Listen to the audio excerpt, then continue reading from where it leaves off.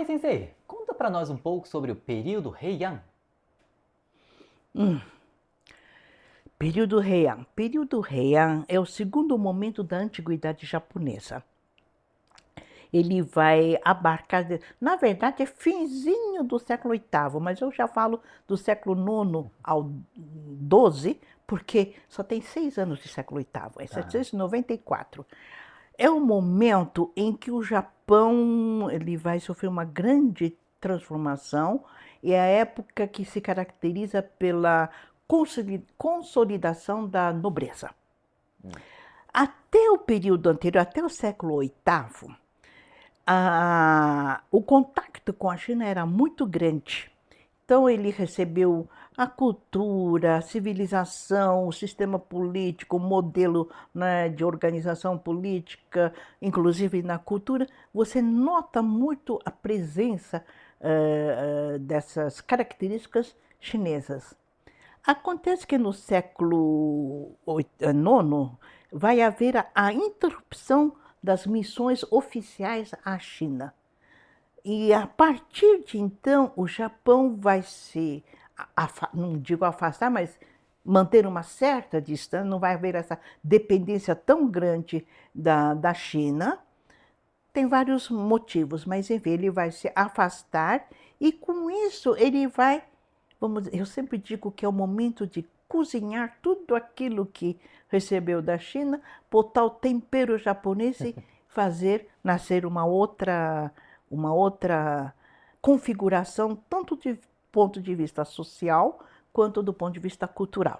Pode dar exemplos dessas mudanças? Vou dar rapidamente. Por exemplo, eh, até o século, ou melhor, mais exatamente no século VII ou VIII, foi assim uma hierarquização da burocracia, segundo exatamente o modelo chinês. E o governo era baseado no princípio da res pública, ou seja, tudo pertencia ao Estado, tanto as terras quanto os homens que nele trabalhavam.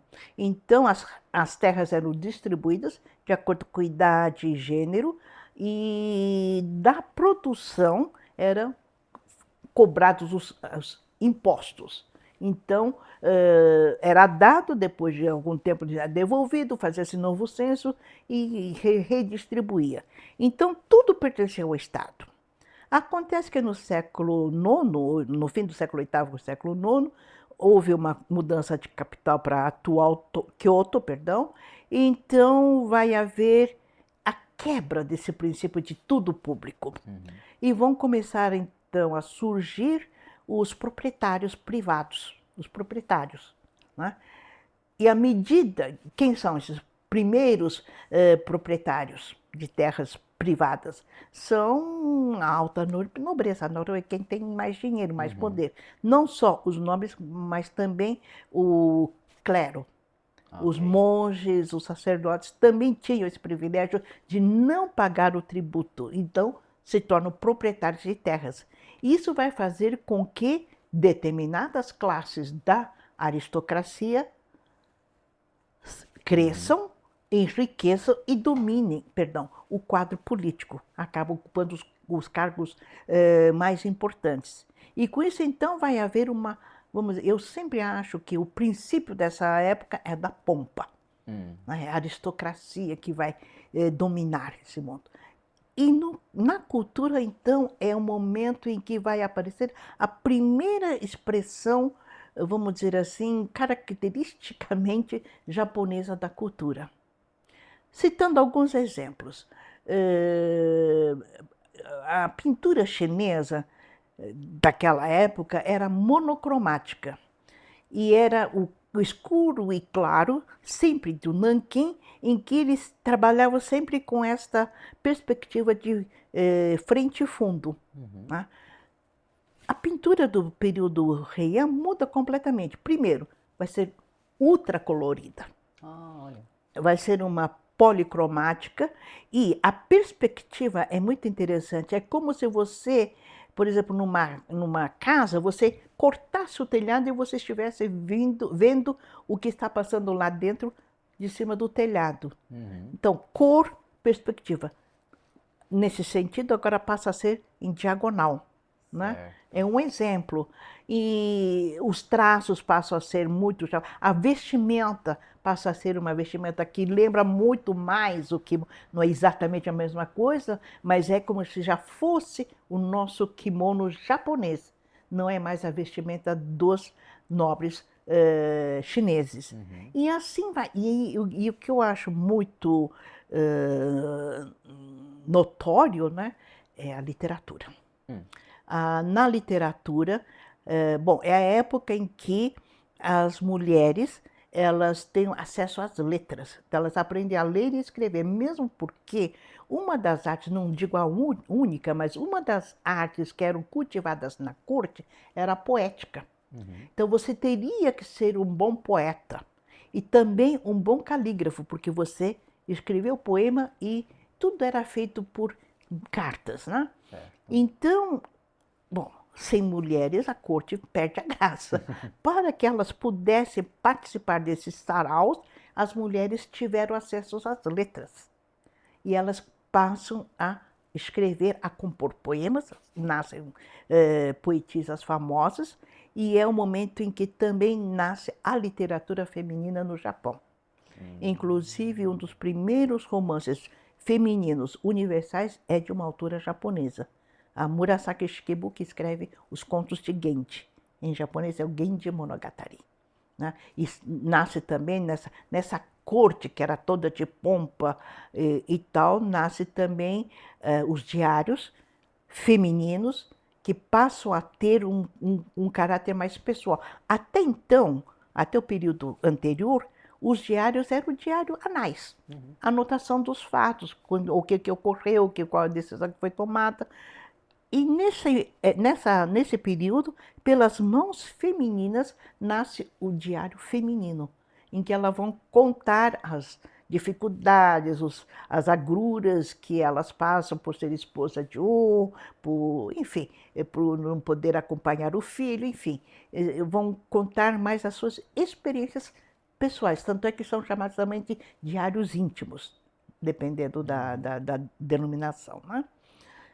Surgem também os ensaios, tudo por mãos femininas. Então a literatura feminina cresce e vai exercer influência nos séculos posteriores. E só para abrir um parênteses, inclusive, é da caligrafia dessas damas da corte que elas começam a...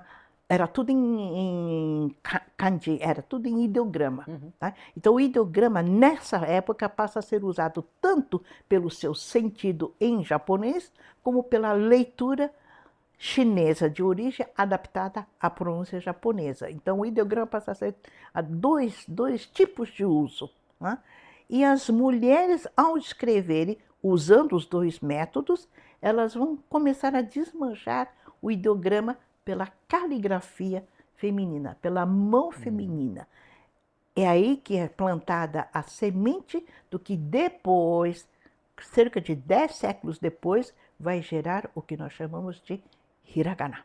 Olha. Então é um momento de grande transformação, não só socialmente falando, mas também do ponto de vista cultural. Caramba, TCC, que aula! E eu acho que esta aula foi uma aula experimental, uma aula gratuita do que a senhora discorre um pouco mais no curso Evolução da Sociedade Japonesa. É o módulo 3, período Heian. Exatamente. A gente faz uma viagem pela história do Japão, né? Tentando acompanhar um pouco as principais evoluções que a sociedade japonesa sofreu ao longo de seu percurso, sua história. É isso, né? Neste mês acabamos de liberar, na verdade no mês passado liberamos o módulo 3 em dezembro e são 5 aulas, né, falando sobre a história, mudanças políticas, sociais e também principalmente a cultura. A aula de literatura está bem recheada, tem mais de 40 minutos de aula, né, Thaís? A senhora ficou bem empolgada. Porque eu acho que é um momento marcante da literatura. Depois disso vai ser uma continuação, mas é um momento em que eclodem várias expressões literárias que não existiam no Japão. Por isso que acabei me atendo um pouco mais nessa parte. Pode explicar para o nosso público do que se trata este curso, Evolução da Sociedade Japonesa? É isso, como o próprio nome diz, é a evolução. Como é que a sociedade japonesa vai mudar desde a sua pré-história até os dias de hoje, passando pela criação da nobreza. Primeiro começa pela criação dos primeiros povos, né? Primeiras pré-história, né? Pré-história. Depois vai falar das organizações sociais ainda muito elementares que começam a surgir, até o surgimento do Estado japonês, depois a ascensão da nobreza, e depois da nobreza surge a inclusão da classe dos guerreiros, vão dominar o mundo político de um determinado período, para que já bem mais próximo, depois do século XVII, começar a surgir, a crescer, a ascender a classe dos citadinos. Citadinos eu denomino assim, mas é mais ou menos equivalente aos burgueses. Até que, depois do período Meiji, o Japão que esteve durante cerca de 2 séculos fechado para o exterior, ele abre os portos para os países do Ocidente, e é então quando entra toda a modernidade no Japão, até chegar aos dias de hoje. É isso aí. Caso você queira ter mais aula sobre a evolução da sociedade japonesa com a Thais Sensei, basta clicar no link da descrição para que você possa adquirir este curso. Só quero deixar claro que eu não sou historiadora, mas é como se fosse um voo rasante da história do Japão. Muito bem, pessoal. Antes de vocês irem embora, não deixem de deixar o seu like, inscreva-se no canal, por favor. A nossa meta é neste ano ainda chegar a 1 milhão de seguidores aqui no nosso canal do YouTube. E será uma alegria se vocês puderem apertar essa botão de inscrição. No mais é isso, continuaremos na nossa missão de divulgar a língua e a cultura japonesa por meio deste canal. Nos vemos então nos próximos vídeos. Muito obrigado e até a próxima. Sayonara!